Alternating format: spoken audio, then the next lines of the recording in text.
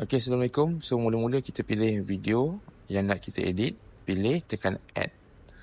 Okey, bila kita dah pilih, tekan add, dia akan masuk dekat timeline. Dekat timeline ni kita akan potong-potong klip. Okey, kalau nak potong klip, tekan klip yang mana kita nak edit tu. Okey, kita pilih dulu, kita tekan klip dan kita pilih split. Split tu adalah untuk potong. Lepas tu kita pilih ikut mana yang kita nak potong. Okey, split banyak-banyak. Split dulu, buang audio ke. Okey, kita dah split habis. Selepas kita dah puas hati dengan kita punya potongan, barulah kita akan delete mana yang kita tak nak. Okey, pilih mana bahagian kita tak nak dan kita pergi ke delete. Okey, delete mana yang kita tak nak. Okey, button delete dekat bawah tu. Okey, dah settle semua. Kita boleh edit benda yang lain.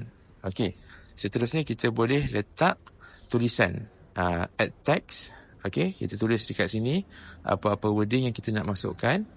Okey, kita tulis contoh yang ni phone holder. Okey, ini tajuk dia lah. Tajuk dia phone holder.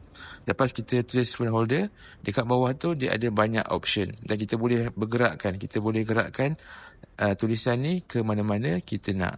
Okey, selepas tu kita boleh pilih font mana yang kita nak pakai dan juga kita boleh pilih dia punya animation dan juga color. Okey. Okey. Ada banyak boleh explore sendiri dekat sini.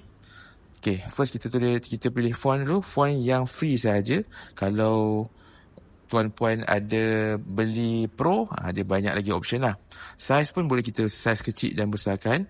Okey, pilih bahagian size. Seterusnya kita boleh pilih color. Color tulisan pun kita boleh tukar. Warna merah ke, warna biru ke, warna kuning ke pun boleh tukar. Okey, seterusnya kita pilih efek ataupun animation. Animation ni pun kita pilih yang free kalau tak ada pro. Kalau dah puas hati boleh tekan export untuk final video. Terima kasih.